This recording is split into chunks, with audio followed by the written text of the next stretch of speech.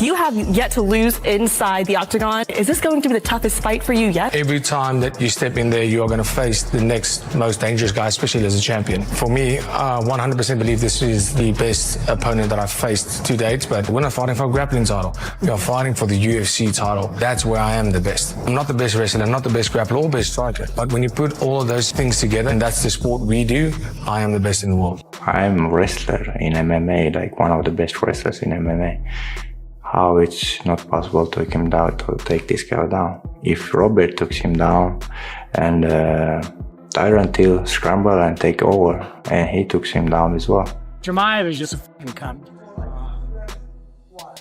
I mean, I was here when he retired from COVID, bro. I was training with him. Like, he's just a fucking cunt. You know, it's like, if you knew, I always say there's guys, if you knew on a personal level you wouldn't like, Chimaev is one of those people if you knew you wouldn't like. The atmosphere is heating up as UFC 319 edges closer, with less than 10 days left before the action unfolds. Hamzat Chimaev and Dricus du Plessis are gearing up for a middleweight title clash that has the MMA community buzzing.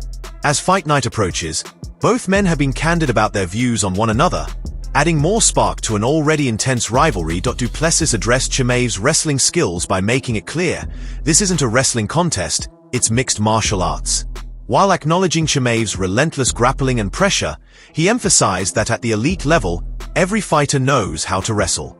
The real challenge, according to him, is how a competitor blends all aspects of the fight game. It's not simply about who's the superior wrestler or striker, but about who can combine every discipline effectively. And in that department, du Plessis believes he has the edge. Hamzat is really known for his relentless pressure. He's an elite grappler as well. What can you exploit against him? Yeah, I mean, Hamzat obviously world-class wrestling, grappling, but you know, this level of the sport, everybody's world-class. You know, this is not grappling or wrestling, this is MMA. And that's where I'm going to exploit, is being the best in my, we're not fighting for a wrestling title, we're not fighting for a grappling title. We are fighting for the UFC title. And that's where I am the best. I'm not the best wrestler, I'm not the best grappler or best striker. But when you put all of those things together, if you combine it and that's the sport we do, I am the best in the world. Hamzat Chimaev was equally direct when talking about du Plessis' ability to defend takedowns. He noted that even fighters not primarily recognized for their wrestling, such as Robert Whittaker, have successfully brought du Plessis to the mat. Chimaev, confident in his own skills, described himself as one of the top wrestlers in the sport.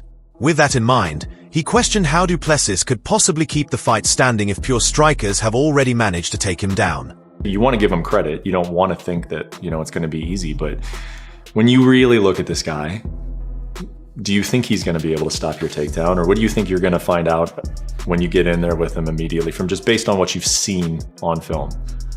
Like I told before, and the guys after my fight with Robert, and they said, like, I said to the guys, watch guys, the other UFC fighters who usually strikes, they take him down. I'm a wrestler in MMA, like one of the best wrestlers in MMA.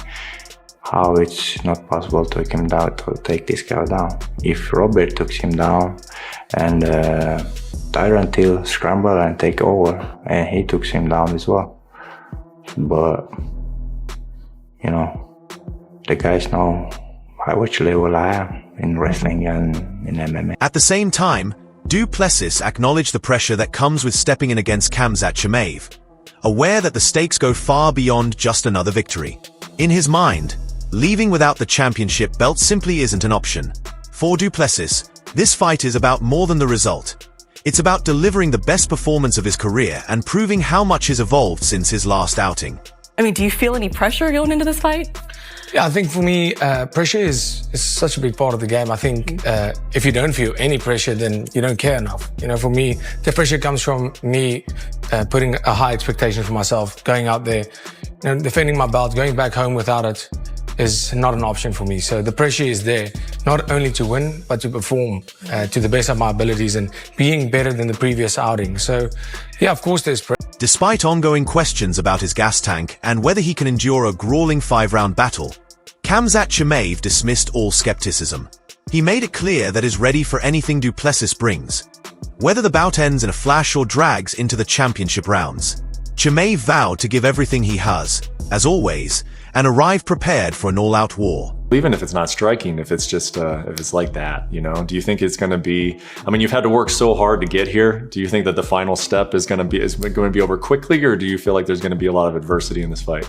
I'm gonna go all in, like always does. So we will see if it's gonna go fast. It's gonna be fast, but if it goes for 5 rounds, I will be ready. I'm fighting there 5 rounds. Du Plessis also shared that he personally requested the UFC to schedule the Chimaev fight in Abu Dhabi, right in Hamzat's backyard.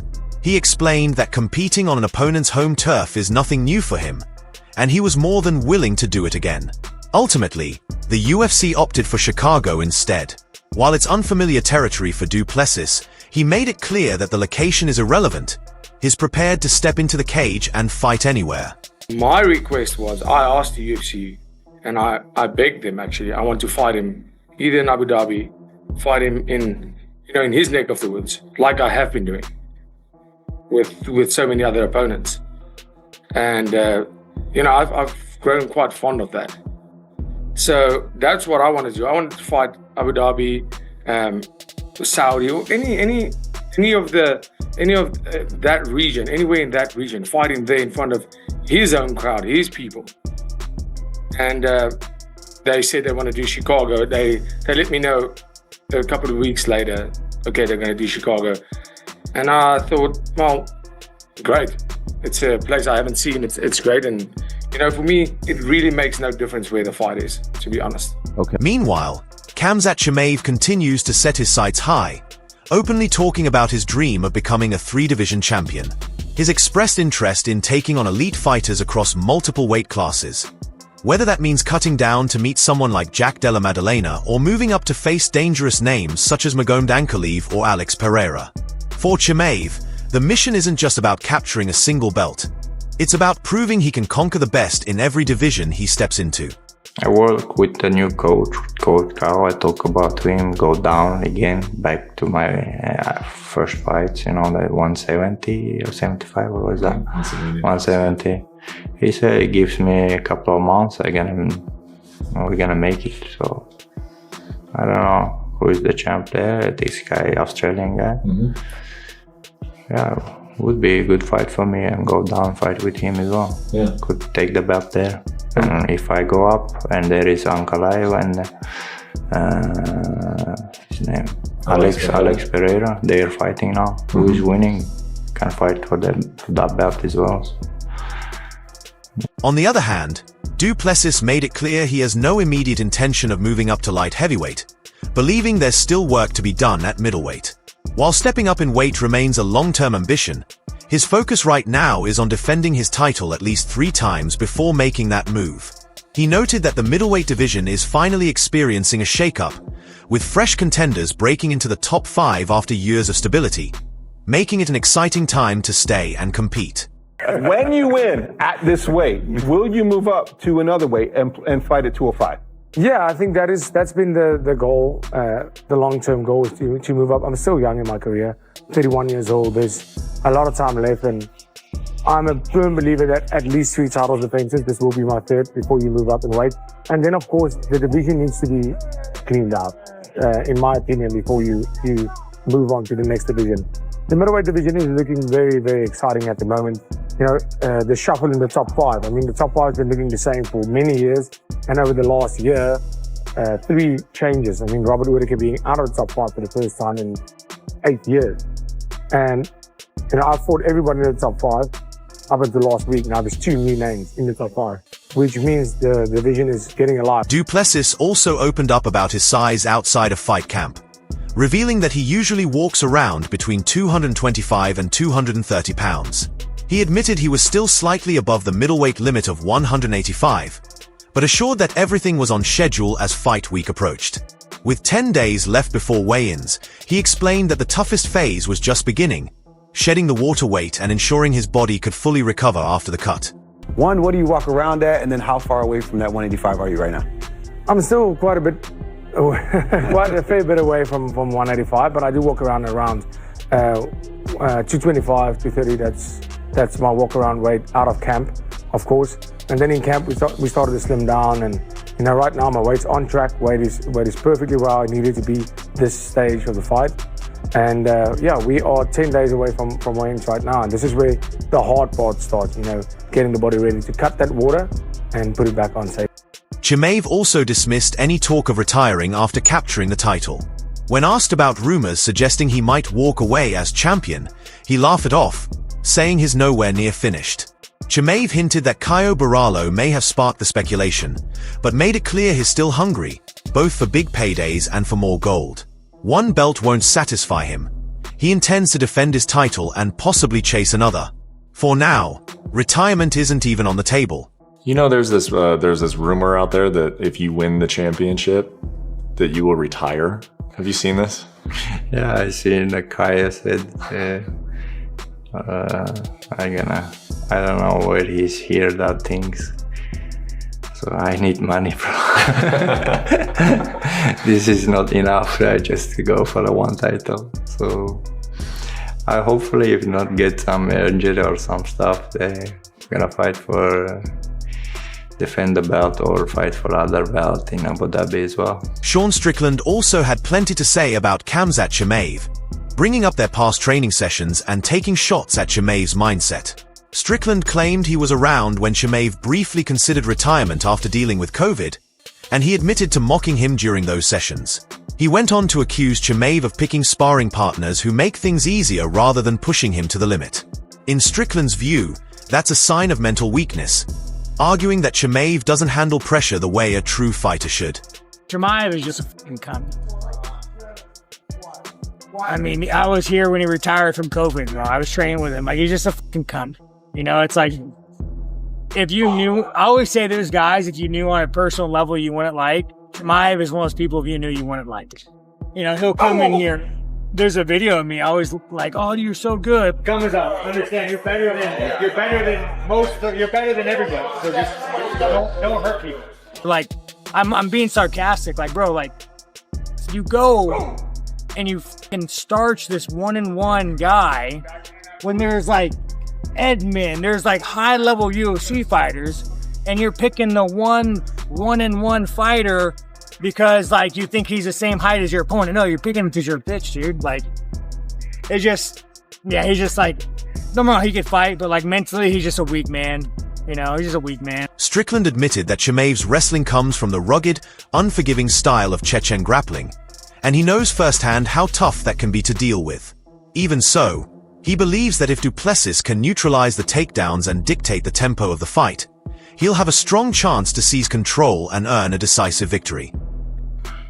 So those little Chechen fucks, I don't want to say Chechen, he's not Chechen, he's Swedish, but those little Chechen whore, like, dude, they can grapple. And like someone like me, who I've been training with these fuckers for years, I usually could counter wrestle and grapple them.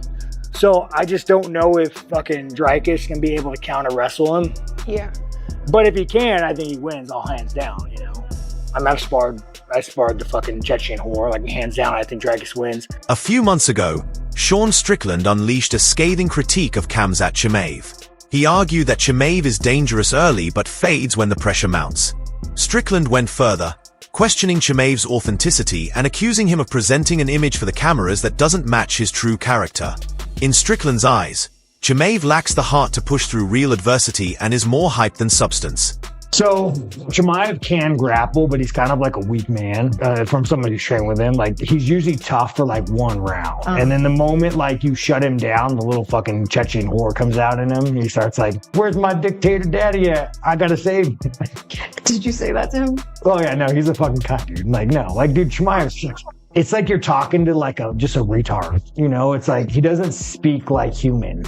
I think he's just such an English is his second. But no, I think he's just such like an insecure man that like maybe he's stupid. I don't fucking know. But yeah, no. I mean, he's just another phony ass fucking Muslim. But I mean, like, again, dude, I can't even stand Chimaev, bro. Like, Chimaev is like the definition of a weak fucking man. Like, such a fucking Chechen whore. Daniel Cormier voiced his opinion that Hamzat Chimaev rightfully enters the fight with Du Plessis as the favorite, especially after the dominant showing he had against Robert Whittaker.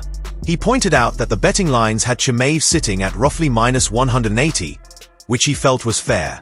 At the same time, Cormier stressed that Duplessis has earned plenty of respect with his recent performances, and underestimating him would be a serious mistake. Who do you think right now it favors?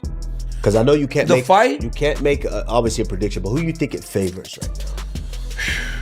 Because looking at the way Hamzat just disposed of Robert Whittaker. Robert Whittaker was crazy. So I think, and DDP is gonna be like, what the hell, dude? I think when the line comes out, and I'm pretty sure it's out already, you guys can check it.